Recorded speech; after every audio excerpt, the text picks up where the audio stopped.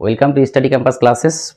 তোমাদের যে আজকে ভিডিওটা নিয়ে এসেছি, তোমরা দেখতেই পাচ্ছ নতুন একটা পেপার কাটিং বেরিয়েছে যে কিছু ওরা নতুন ভ্যাকেন্সি, এটা 4.0-র কোনো সাথে কোনো সম্পর্ক নেই। অনেকজন ফোন করেছে যে স্যার 4.0-র কি কোনো ভ্যাকেন্সি দিয়েছে বা কিছু একটা দেখতে পাচ্ছি। এটাকে অনেক ইউটিউবে আবার দেখছি কি 1,37,000 বলছে, কিন্তু ওরা জানে না, ওটা বলছে আসলে আছে কত 13,700। এই 13,700 ভ্যাকেন্সি একটা নতুন ভ্যাকেন্সি ছেড়েছে, যেটা হচ্ছে প্রতিবন্ধী যারা ফিজিক্যাল হ্যান্ডিক্যাপ সেই সব স্টুডেন্টদের জন্য।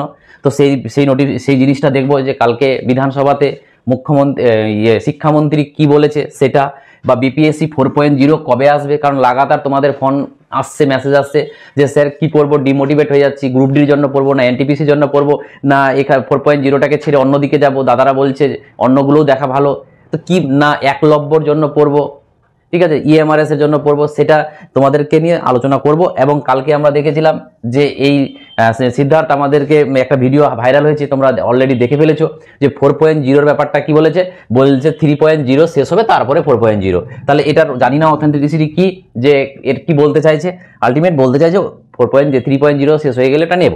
তো এই বিস্তারিত নিয়ে আমরা আজকে এই ভিডিওটাতে আলোচনা করব। তো তোমরা দেখতেই পাচ্ছ যে পেপার কাটিংগুলো এসছে, সেই পেপার কাটিংগুলো নিয়ে আমরা আলোচনা করব।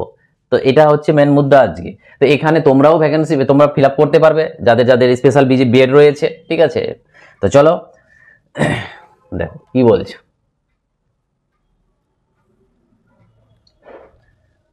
দেখো কি বলছে যে প্রতিবন্ধী ব্যক্তিদের, মানে এক কথায় যারা ফিজিক্যাল হ্যান্ডিক্যাপ, যে স্টুডেন্টগুলো দেখবে ফিজিক্যাল হ্যান্ডিক্যাপদের জন্য কিছু কিছু স্কুল থাকে, তো ওই রকম স্কুলে প্রায় 7,279টি শিক্ষক সহ বিপিএসসিতে জিএডি পাঠানো হয়েছে, ঠিক আছে। যে জিএডির কাছে এক কথায় রোস্টার পাঠানো হয়েছে, মানে পাতি বাংলায় যদি আমরা দেখি তো একে অনুরোধ করা হয়েছে বিপিএসসিকে যে তোমরা নোটিফিকেশনটা বার করো। ঘোষণা করা হয়েছে কি রাজ্যে আরও 13,700 শিক্ষক নিয়োগ করা হবে। এর আগে আমরা যেগুলো শুনছিলাম 4.0-র কম্পিউটারের যা যা শিখছিলাম শুনছিলাম, তার থেকে এটা আলাদা, এটা হচ্ছে 13,700। তো দেখো কি বলছে, একটা পাটনা হিন্দুস্তান ব্যুরোতে যে বেরিয়েছে, বিহারে 13,700 শিক্ষক নিয়োগ করা হবে। প্রতিবন্ধী শিশুদের পড়াতে 7,279 জন বিশেষ শিক্ষক নিয়োগ করবেন। এর প্রক্রিয়া শুরু হয়েছে এবং এই পদগুলিতে নিয়োগের জন্য বিহার পাবলিক সার্ভিস কমিশনের কাছে একটি অনুরোধ পাঠানো হয়েছে। সোমবার বিধানসভায় এই তথ্য জানিয়েছেন শিক্ষামন্ত্রী সুনীল কুমার।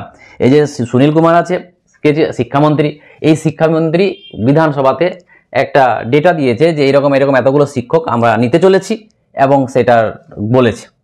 তো আলটিমেট এটা তোমরা করতে পারবে, যাদের যাদের স্পেশাল বিএড স্পেশাল ডিএলএড আছে তারা করতে পারবে, এবং এটা যারা করতে পারবে তারা করবে।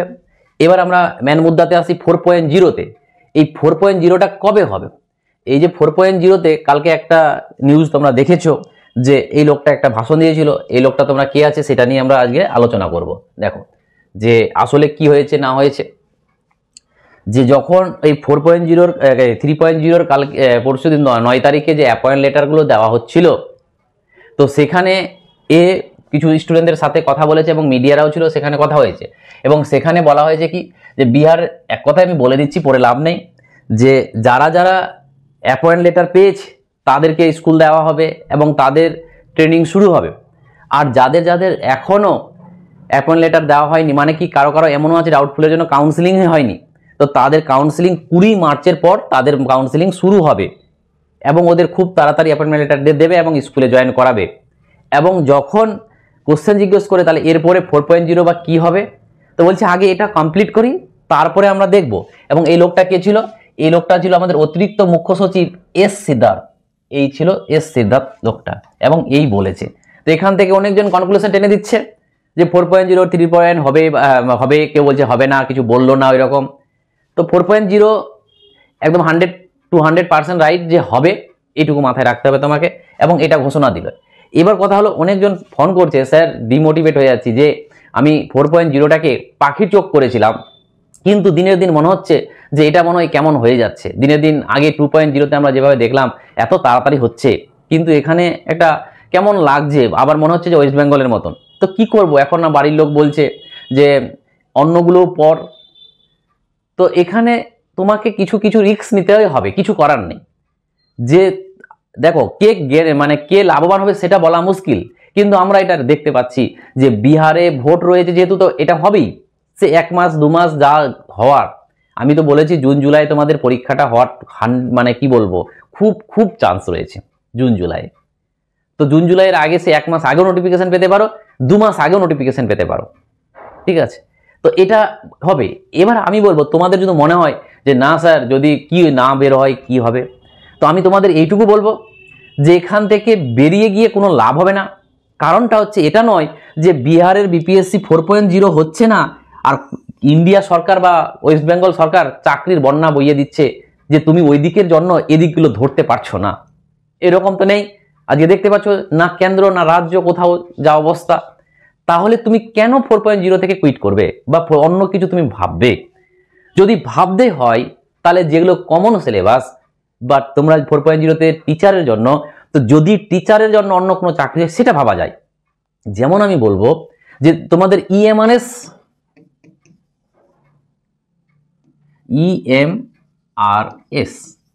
এটার জন্য তোমরা ভাবতে পারো। এবার বলবে যে অনেকজন বলবে স্যার আমার টিজিটি আমার পিজিটি, তো যারা পিজিটি তো তাদের সাবজেক্ট পড়তে হবে, যারা বিহারের পিজিটির জন্য দিচ্ছ তারা ওয়েস্ট বেঙ্গলের পিজিটির জন্য পড়বে, আর যারা বিহারের শুধু টিজিটি দিচ্ছ তাদের ক্ষেত্রে কিন্তু এখানে টিজিটিটা করা উচিত, তার জন্য আবার সিটেট লাগবে। তো যেটা তোমার কাছে আমার কথা হলো, আমি তো ফার্স্ট চান্সে বলবো যে বিপিএসসির জন্য পড়া ভালো। বিপিএসসির পর আরও 1 মাস 2 মাস দেখো তুমি, কারণ 1 মাস 2 মাসের মধ্যে পুরো পিকচার ক্লিয়ার হয়ে যাবে যে 4.0 হবে কি হবে না, বা হচ্ছে কি হচ্ছে না, বা কবে হবে না হবে। এবার তারপরে তুমি তো যা ডিসিশন নেওয়ার, বাট এখন যদি তোমার ডিসিশন নেওয়ার হয় তাহলে আমি বলবো EMRS বা বিভিন্ন রকমের যে টিচিং ফিল্ডে যা আছে KVS NVS, ঠিক আছে, রেলের টিচারের যা আছে সেগুলোকে তুমি পড়তে পারো, সেগুলোকে কমন জিনিসগুলো পড়তে পারো। কেন? কারণ এটা আমি চাইছি না যে 4.0 থেকে তুমি বেরিয়ে গেলে আর 4.0 ডেট দিয়ে দিল, তাহলে তোমার কিন্তু এই দিকেও হবে না ওই দিকেও হবে না। এবং এটা ভাবিও না যে 4.0 তে আমি রয়েছি বলে আমার খুব লস হয়ে যাচ্ছে, এদিকে কেন্দ্র সরকার রাজ্য সরকার প্রচুর চাকরি দিচ্ছে, আমি এদিকে যদি চেষ্টা করতাম পেয়ে যেতাম। একদমই না, কারণ ওইখানে যা কম্পিটিশন আছে এখানে তার 3 গুণ কম্পিটিশন আছে। তুমি যদি ভাবো বিহারে চাকরি পাওয়ার মানে 90% চান্স আছে, তো তুমি যদি আবার কামব্যাক করে কেন্দ্র সরকার বা রাজ্য সরকারে আসো, আমি বলবো তোমার চাকরি পাওয়ার পসিবিলিটি 40%, ঠিক আছে। তো ওই জন্য আমি বলবো যে 1 মাস 2 মাস মিনিমাম তুমি অবশ্যই 4.0 জন্য দেখো। আর যদি মনে হয় তাহলে তোমাকে আমাদেরকে কি প্যারালালি কোর্সগুলোকে করে নিতে হবে, কারণ EMRS কিন্তু থামবে না। EMRS কিন্তু এপ্রিল মাসের মধ্যে নোটিফিকেশন তোমরা দেখতে পাবে, লাস্টের দিকে হয়তো পেয়ে যাবে, মিডিল বা লাস্টের দিকে পেয়ে যাবে, ঠিক আছে। কিন্তু তার জন্য তখন তুমি আবার যেমন বিপিএসসিতে এত সময় পেয়েছো, ওখানে কিন্তু এত সময় পাবে না। তো তার জন্য তোমাকে কিন্তু আগে থেকে সিলেবাসটা করে রাখতে হবে, মানে কমপ্লিট রাখতে হবে। তো তার জন্য যদি কুইট করতে হয় বা মানে সরতে হয় বা আলাদা একটু দেখতে হয় যে না আমি 4.0 পড়ে পড়ে বোরিং হয়ে গেলে আমার পড়ার ইচ্ছা করছে না, তাহলে কিন্তু আমি কুইট মানে তোমরা EMRS এর জন্য KVS এর জন্য NVS এর জন্য টিচার রিলেটিং সাবজেক্টগুলো পড়তে পারো, যার যেটাতে কোয়ালিফিকেশন হয় যে যেটাতে পড়তে পারো। অতএব ডিমোটিভেট হইও না বা পড়াশোনাটা ছেড়ে দিও না। কারণটা হচ্ছে যে চাকরিটা যদি তুমি লেগে থাকো, যদি তুমি সত্যিকারে পড়াশোনাটাকে মন দিয়ে করো, ভালোবেসে করো, তাহলে কিন্তু চাকরিটা পাবেই। তোমার সবাই ভাবছে ছেড়ে দেবো, এটা করবো ওটা করবো, পড়া হচ্ছে না এটা হচ্ছে না, তুমি ওটা করিও না। তুমি যদি ভাবো তাহলে ভালোভাবে একটু মাথা গুজিয়ে পড়ো, কিছু করার নেই, চোখ বন্ধ কি হচ্ছে না হচ্ছে এটা দেখিও না, পরীক্ষা হবে এটুকু নিশ্চিত, ঠিক আছে। না হলে বিহারে যদি 4.0, আমি এটুকু বলছি বিহারে যদি 4.0 নিয়ে না নেই তাহলে আমি বলে দিচ্ছি বিহারে ভোট পাবে না, না পাবে বিজেপি, না পাবে নীতিশ কুমার।